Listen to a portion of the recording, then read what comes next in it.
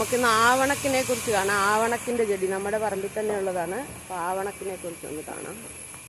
ആവണക്കിൻ്റെ plant, അതിൻ്റെ ഇല കണ്ട പപ്പായയുടെയൊക്കെ ഇല പോലെ ഇത്രയും വിസ്താരമുള്ളതാണ്. പക്ഷെ അതിൻ്റെ തണ്ട് നല്ല ബലമുള്ളതാണ്. കുറ്റിച്ചെടിയായിട്ടാണ് വളരുന്നത്. 2-3 വർഷമൊക്കെ അങ്ങനെ നിൽക്കും, ഉണങ്ങിയില്ലെങ്കിൽ. പണ്ടൊക്കെ റോഡ് സൈഡുകളിൽ ഇഷ്ടം പോലെ ഉണ്ടായിരുന്നതാണ്. ഇപ്പം എല്ലാവരും വെട്ടി നശിപ്പിച്ചു. കണ്ടോ ഇതിൻ്റെ ഹൈറ്റ്. പക്ഷെ ബലം തീരെ കുറവാണ്. ഒന്ന് ഒടിച്ചു വിട്ടാൽ അങ്ങനെ പോകും.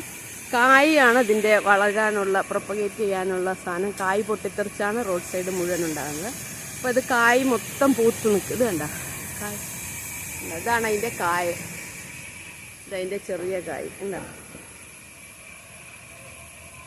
ഇത്, അതിലൊരു പൂവും കൂടിയുണ്ട്. പൂ കണ്ട, ഒരു കൊലയായിട്ടുള്ള ഒരു പൂവും ഉണ്ടോ. ഇതാണ് അതിൻ്റെ കൊല, പൂവ്, കായ്. അപ്പോൾ ഇതിങ്ങനെ ഒരു വട്ടത്തിൽ പന്തലിച്ചങ്ങനെ നിൽക്കുകയാണ്. ഇതുകൊണ്ട് തന്നെയാണ് ആൾക്കാർ അത് വെട്ടിക്കളയുന്നത്. ഇതിൻ്റെ എണ്ണയാണ് കാസ്റ്റർ ഓയിലായിട്ട് ഉപയോഗിക്കുന്നത്. കണ്ടോ ഇതിൻ്റെ ഉണങ്ങിയ കായ്. ഇതാണ് കാസ്റ്റർ ഓയിൽ. പണ്ട് മുമ്പ് നന്നായിട്ട് ഉപയോഗിച്ചുകൊണ്ടിരുന്നതാണ്. ഇപ്പോൾ ആർക്കും തന്നെ അതിനൊരു സ്റ്റിക്കി ആണ്. അതിൻ്റെ ഭയങ്കര സ്റ്റിക്കിയാണ്. അത് കാരണമാണ് അതിപ്പോൾ അത്ര ഉപയോഗിക്കാത്തതെന്ന് തോന്നുന്നു. പക്ഷേ ഹെയർ നന്നായി ഹെയർ ഗ്രോത്തിന് ഏറ്റവും നല്ലതാണ് ആവണക്കെണ്ണ. തിക്കായിട്ട് നമുക്ക് തേക്കാൻ പറ്റും. തേച്ച് കഴിഞ്ഞ് കഴുകി കളക്കുക. സ്കിന്നിൻ്റെ മോയ്സ്ചറൈസറായിട്ട് ഉപയോഗിക്കാൻ നല്ലപോലെ. സ്കിന്ന് നല്ല സോഫ്റ്റ് ആകും. ഇതാണ് അതിൻ്റെ കുരു. പൊട്ടിച്ച് ഞാൻ എടുത്തതാണ് കേട്ടോ. അത് പൊട്ടിച്ച് കഴിയുമ്പോൾ ഉള്ള ബ്ലാക്ക് കളറാണ് ഈ കാണുന്നത്. പിന്നെ അതിനകത്ത് ഒരു വൈറ്റ് അല്ല, അങ്ങനെയാണ് അത് കുരു ഉണ്ടാകും. ഇത് ആട്ടിയിട്ടാണ് ആവണക്കെണ്ണ ഉപയോഗിക്കുന്നത്. കാസ്റ്റർ ഓയിൽ എന്ന് പറഞ്ഞ എണ്ണ ഉപയോഗിക്കുന്നത്.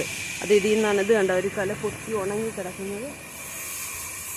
അപ്പോൾ ഇതങ്ങോട്ട് പൊട്ടിത്തെറിച്ച് ഇവിടെ എല്ലാം മുളയ്ക്കും. ഇവിടെയൊക്കെ അങ്ങനെയാണ്. ചെറിയ ചെറിയ നിറച്ചും പ്ലാന്റുകൾ വന്നിരിക്കുക ഇവിടെ. അല്ല, പെട്ടെന്ന് പണ്ട് റോഡ് സൈഡിലൊക്കെ നിറച്ചും ഉണ്ടായിരുന്നതാണ്. ഇപ്പോൾ അതെല്ലാം വെട്ടിക്കളഞ്ഞു. മുടി വളർച്ചയ്ക്ക്, മുടിയുടെ തിക്നെസ്സിന്, പിന്നെ ചില ആൾക്കാർ കഴിക്കാറുമുണ്ട്, കൺസ്യൂം ചെയ്യാറുണ്ട്. വയറ്റിന്ന് പോവാത്തതിന് നല്ല ഒരു റെമഡിയാണിത്. ഇതിൻ്റെ പൂ വേണ്ട, പൂവും കൊലയൊക്കെ എത്ര വലുതായിട്ടാണ് നിൽക്കുന്നത് നോക്കി. ഞാനിങ്ങനെ മാറി നിന്ന് കഴിഞ്ഞാൽ നിങ്ങൾക്കറിയാം എത്ര ഒരു ഏരിയ മൊത്തം ഇത് കൺസ്യൂം ചെയ്യാണ്.